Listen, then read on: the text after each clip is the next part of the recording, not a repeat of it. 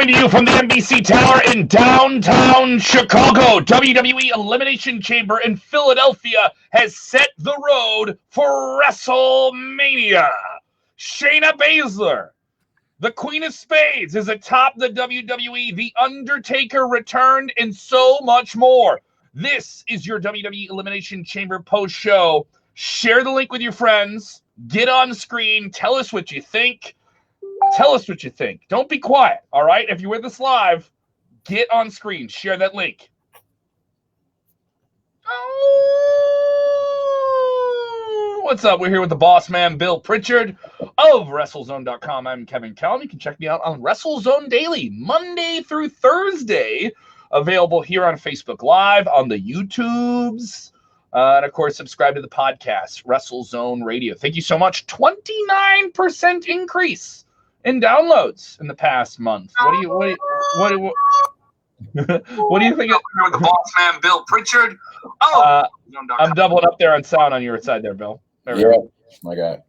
All right. So what did you think here, Bill? This was Elimination Chamber. This sets up WrestleMania.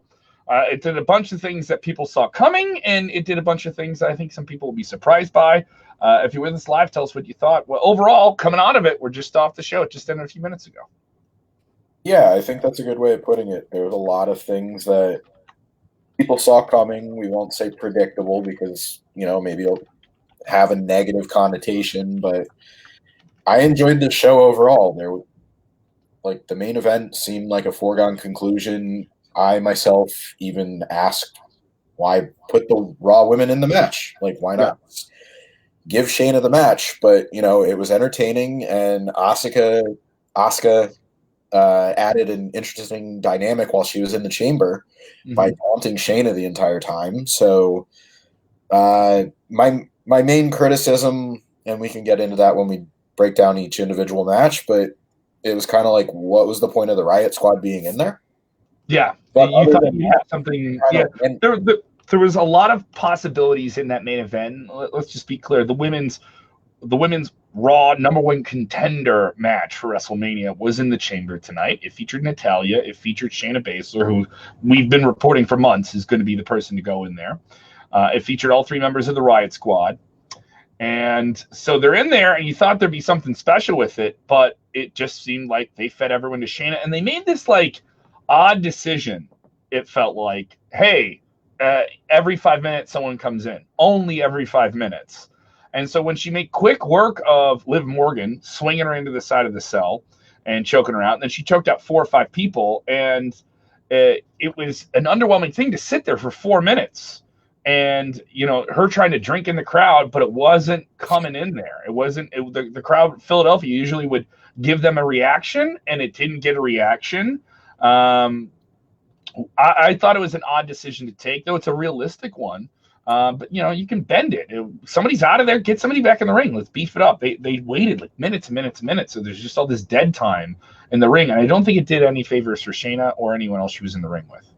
Yeah, I think that was you brought up 2 good points. One was, it was the Philly crowd that usually eats everything up. I think part of the reason that the Chamber show itself was booked this way is because, hey, it's a hot crowd, Philly, Chicago, they kind of have that reputation. Yeah, great wrestling town. Yeah. And then the other thing is, she's sitting there waiting for people to come in. It's not like a Royal Rumble where, something like that would have been more fitting where it's every 2 minutes or 90 seconds, whatever. But, she's sitting there waiting, and Asuka, to her credit, made things interesting by taunting her while she was still in the pod. But other than that, there was that sort of odd feeling where there was downtime where you didn't want it, especially in a main event. Yeah, especially in a main event. I think if they opened the show with this match, it wouldn't have been that bad. I don't think that would have been nearly as bad a thing as people think it is. Yeah. I don't know what they close with then. I mean, do you would think they close with the SmackDown chamber. Yeah, if you close with the SmackDown chamber, I don't think that would have been bad. I mean, when's the last time they had a tag team title match in the main event? They haven't done that in a while. And I think there's a bit of a shakeup there. People not happy with the finish here. That pay-per-view was freaking terrible, man. This is Jesse Lee Simmons texting in here. And Frank Nitt agreeing with me here. The waiting game was foolish. It was a foolish decision to do that. And people think leaving the crowd waiting that long was a horrible idea. So a lot of people not a fan of this in general. And I'm of the thought the first half of this pay-per-view was really, really good. Let's get into the opening of the show.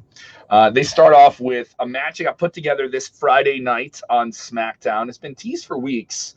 And it certainly was an undercard match with a big name attached to it. Daniel Bryan versus Drew Gulak. Drew Gulak, a Philadelphia favorite amongst the Mid-Atlantic independents. Been with WWE a few years now. And this has been a match I think fans have wanted to see of both guys. And they got to have a long, long time to open the show. I really enjoyed it. They beat the crap out of each other. Daniel Bryan, a history of neck surgeries, a history of problems and injuries, and, of course, the concussions. He took some nasty bumps on his head, but he was successful, and I think maybe the best non-chamber match of the night.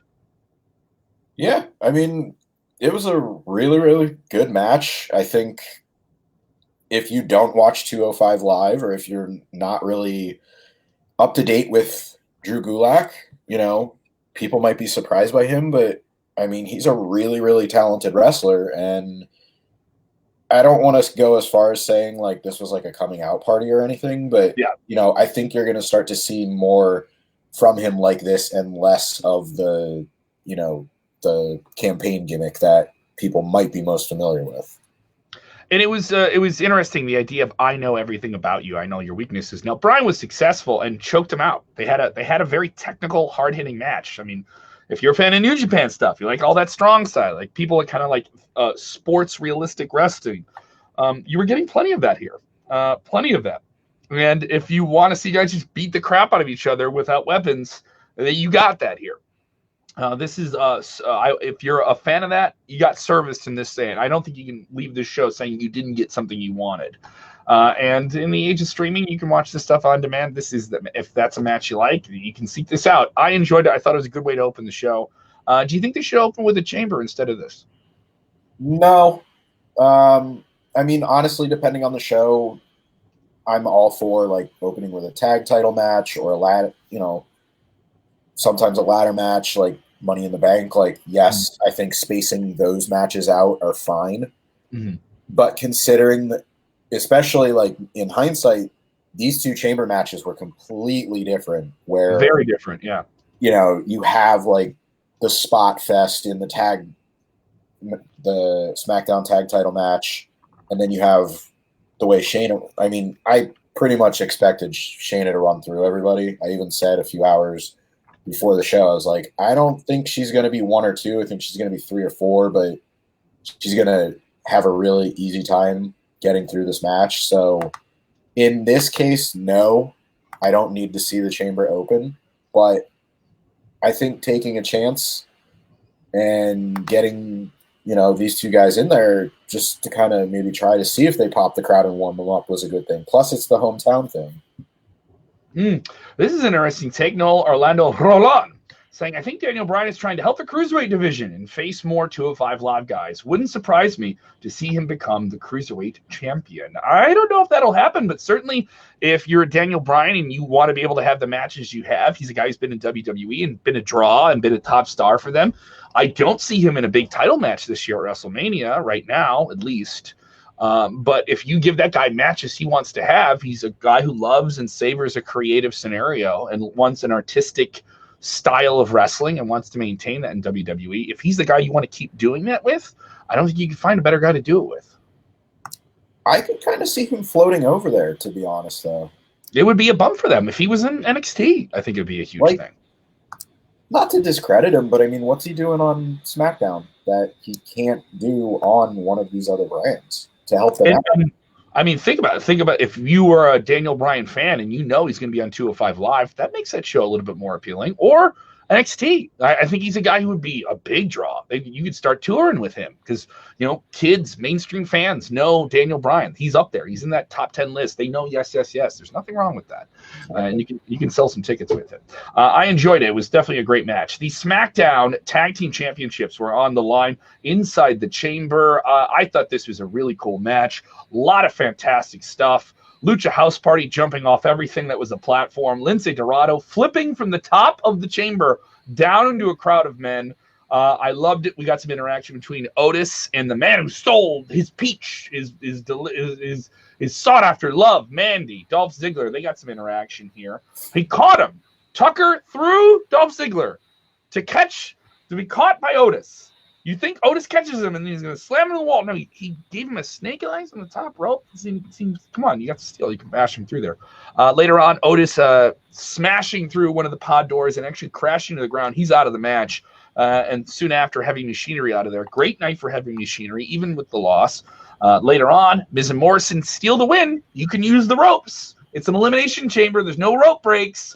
And they use the ropes to have both men pin one of the Usos and win the titles, once again retaining here heading into WrestleMania with the straps. Miz and Morrison. Thought it was a great match, elevated almost every team involved here. I thought had a good showing. No one felt like a big loser. No one felt jobbed out in this match. Yeah, I agree on all points. Everybody looked good coming out of it, and again, I think that everybody kind of expected Miz and Morrison to retain, but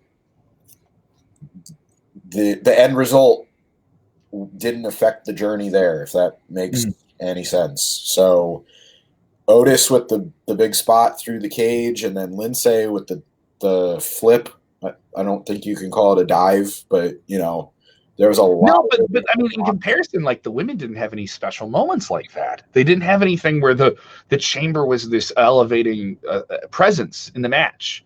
It just felt like everyone got fed to Shayna and she destroyed them, and that's it. And that's kind of all we got. I think if you would have flipped this and you went with that and you had that at the end of the night, I don't think it would have been all right. I don't think it would have been a bad thing here. Or if you went with AJ Styles versus Aleister Black in the main event as well. So I thought that was a strong match. Let's get into that. Aleister Black versus AJ Styles, a no DQ match, the OC at ringside. They start whomping on him. The match gets bloody. It gets mean. AJ Styles working his leg. It gets crazy. Then gong.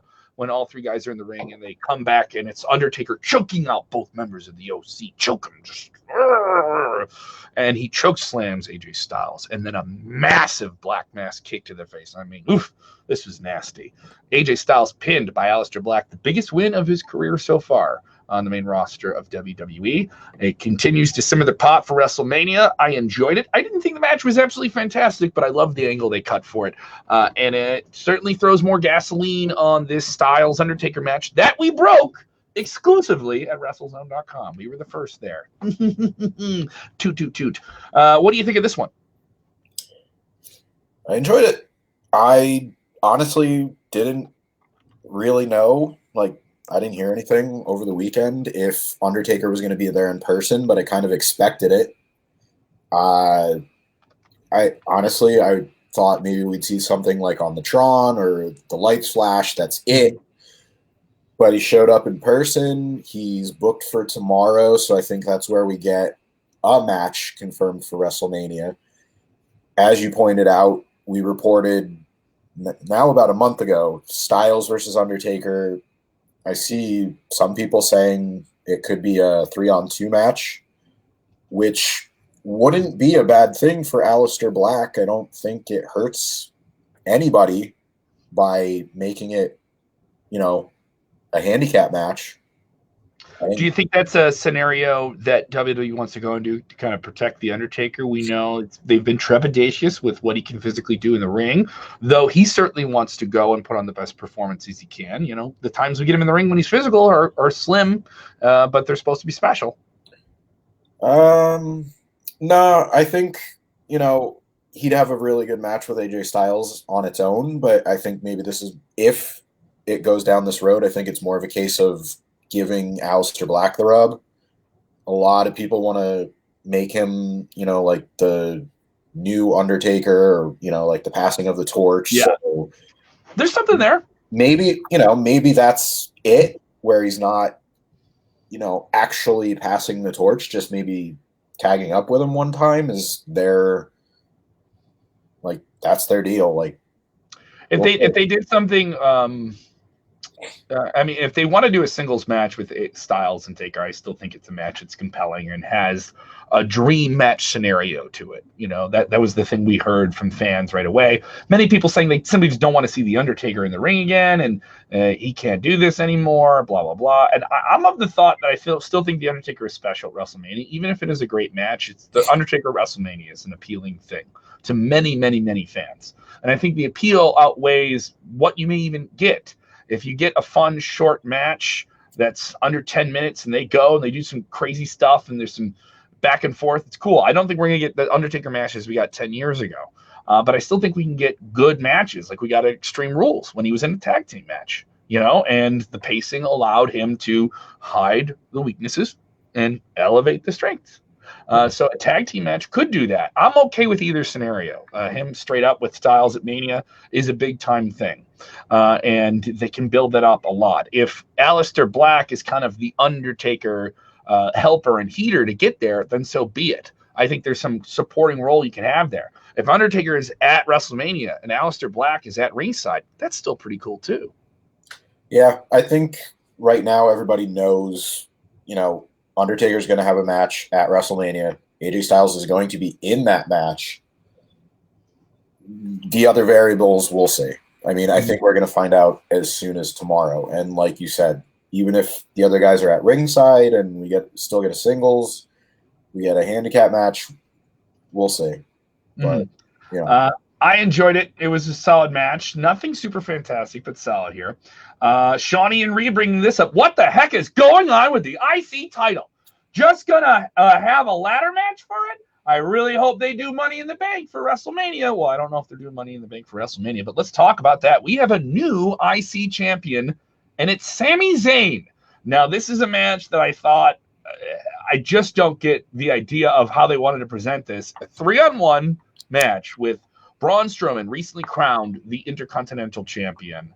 And the Big Hoss can't beat these three guys. He takes on Shinsuke Nakamura, Cesaro, and Sami Zayn. All three of them gang up on him. Big double suplex into a big boot. But let's have Sami Zayn pin him and become the champion. Any of them could have pinned him and become the champion. So it was a fatal four-way where three guys chose to beat up the one guy who's the champion. That's basically what we got. It was kind of confusing in that regard.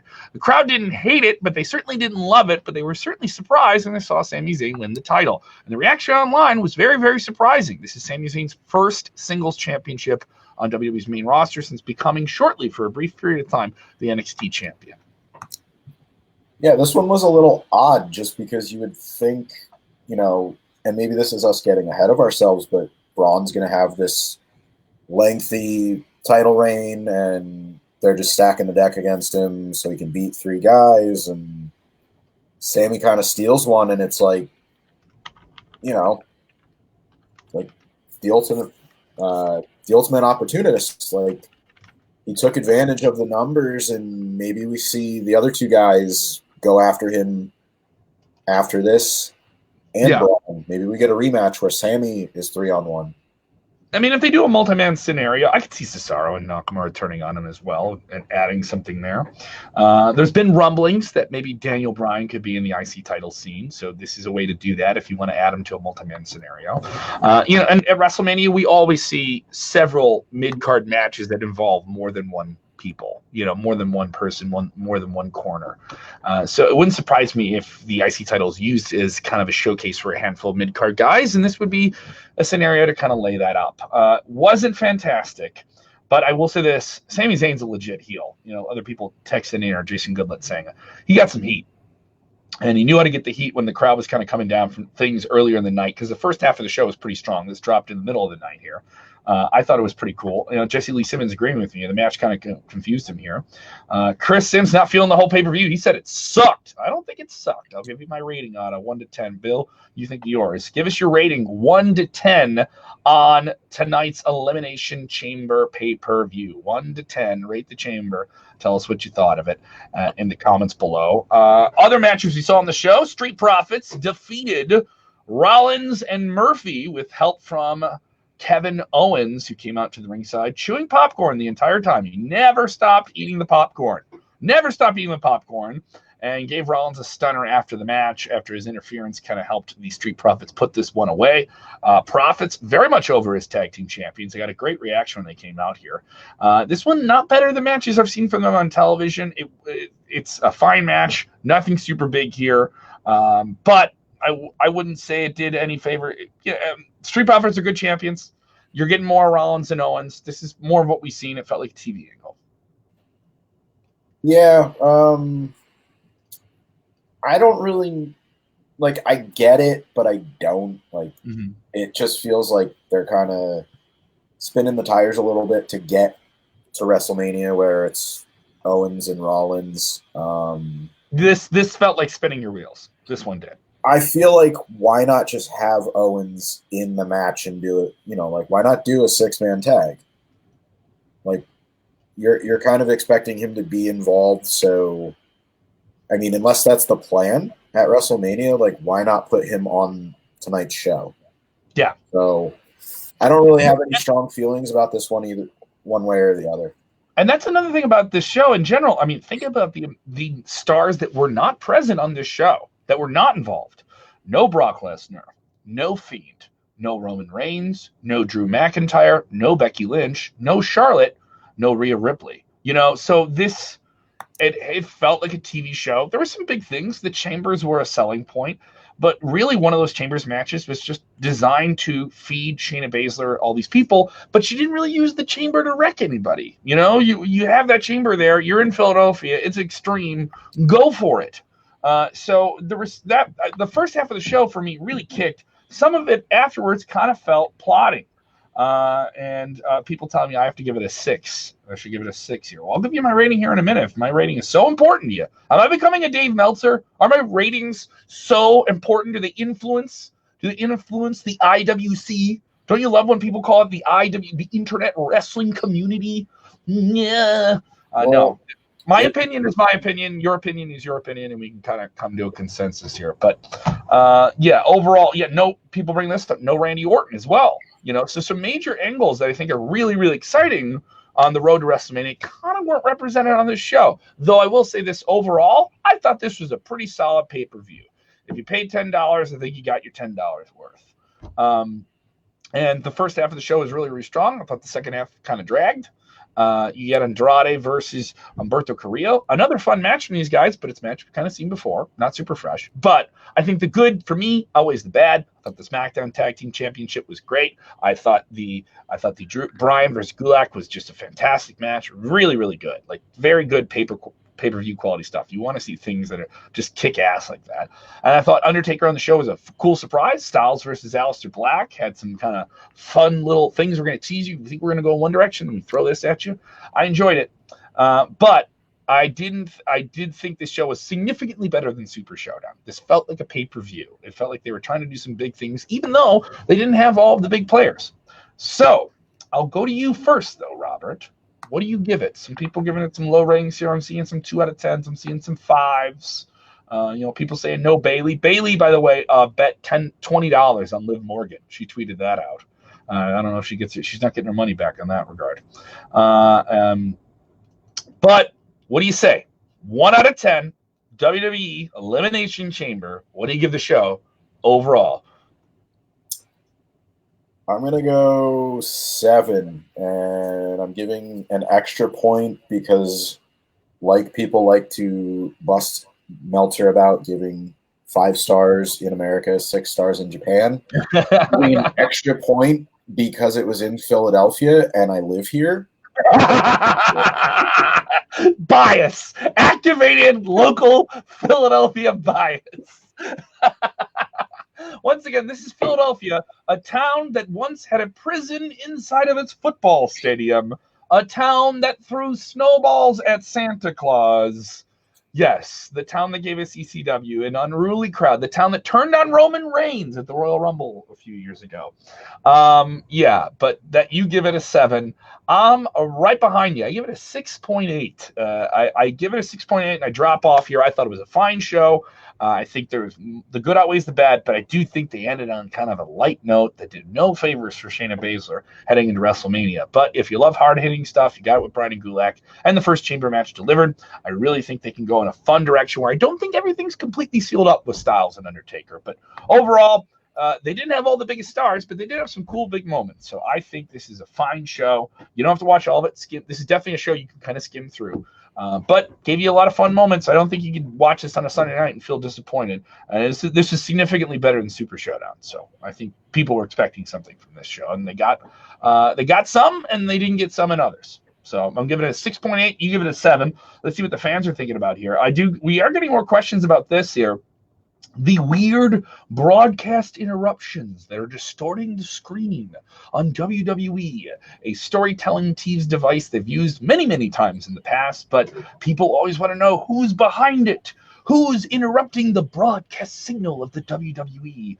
Who could it be, boss man Bill Pritchard? I've seen a few people say this, and I'm going to agree that it might be Mustafa Ali.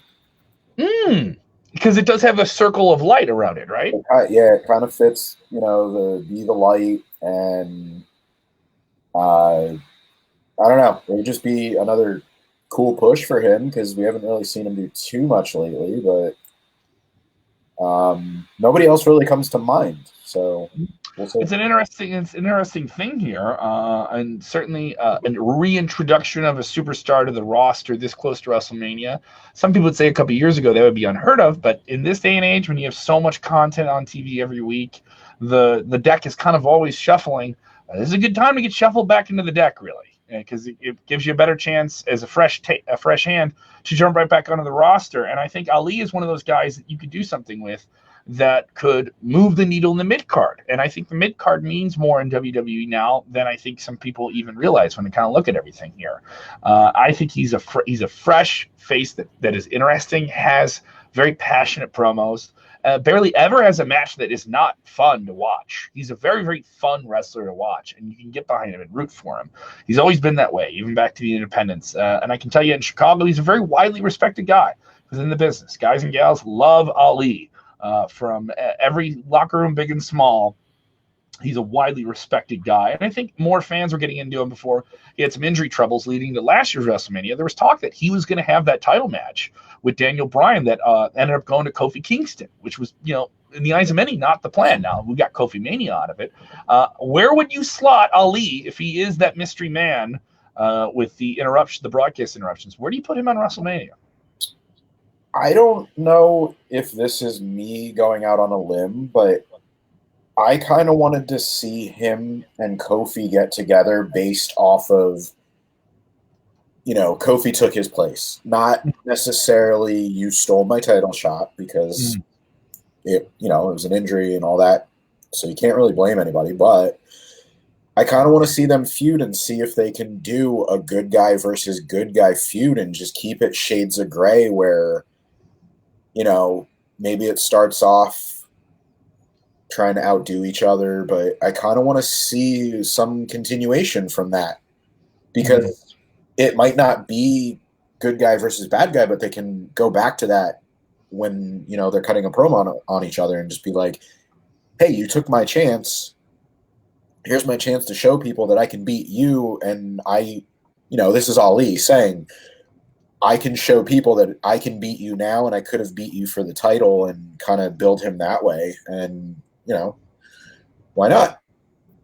I agree. Do something fun at WrestleMania no matter what, but why not give Ali and Kofi a match on the card like that? Put him in that kind of position.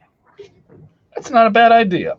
So we're a month out here from WrestleMania. How do you feel the fever pitch going into Tampa Bay? I have tickets for it. I don't have my plane ticket yet. Now, anytime we're talking about WrestleMania and with all type of, while I have you, you're the boss man. You have more fingers on the pulse of things going on here.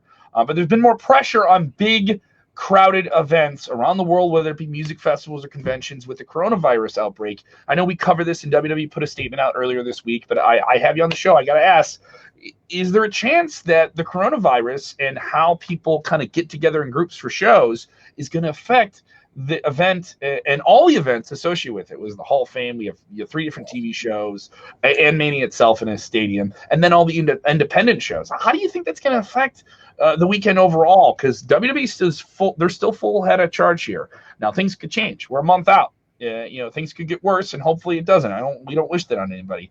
But as we observe the situation, how is it going to adjust, and how is it going to affect the environment in general in Tampa Bay? I think from a fan standpoint, some people might choose to stay home. I cannot see WWE canceling, or I see WrestleMania going on as scheduled. Yeah. I mean, it would take a lot for them to cancel a show. I don't think we're going to see any kind of decision like that until like maybe a week out, if that. Like you said, it's still a month away, and there's a lot that could happen. So I don't see them canceling it. Like, I've heard people say empty arena too. Like, I can't even see them doing that. That would be crazy. That'd be crazy. I mean, the NBA has put out feelers saying teams should prepare to have their games in empty arenas. And you have the NHL not allowing media into locker rooms now. I'm washing my hands so much. I don't know if I can hold this up to the camera. I'm washing my hands so much they're getting like red and raw from hand sanitizer. Are you doing that? You got the same thing, dude? There's Burt's Bees makes one. This is where we're going on WrestleZone's post show. Yeah, the WrestleZone post show is brought to you by Burt's Bees hand sanitizer. Seriously, dude, it's like I'm washing my hands between having little kids and going outside and driving and like going. I went to Target and like Home Depot, and I'm like, like you touch a shopping cart and you're like, oh, I wonder what's all over that, and it's like my hands are red and cracking, and I'm using like hand cream and all this crap, and it's like, I don't know. Just wash your hands, but don't cancel use your cough. Yeah, I did that. I tell my kids, use your chicken wing. I look like I'm a vampire. This doesn't look creepy at all. Thank you for turning to WrestleZone. They would love that. Instead of saying chicken wing, I'm gonna get them like a little cape. I'm gonna be like, you're a vampire. I always appreciate when you tell me what your kids think of wrestling and who their favorites are. I always appreciate when little kids just come in with a fresh mind of wrestling and watch the show. I know you told me that they don't call Charlotte Flair, they call her the Queen, correct? Yes, she is the Queen. That's adorable. We will return tomorrow on WrestleZone Daily late in the afternoon. We will also have a Raw post show. So if you like the live streams with us, we'll have 2 of those. And of course, WrestleZone Daily airs right around 5 p.m. Central, 6 p.m. Eastern, Monday through Thursday. And you get that show, all 4 episodes of it, the post shows, and so much more, including bonus interviews on our podcast feed. Thank you so much. The remarkable growth in ratings has been really, really good.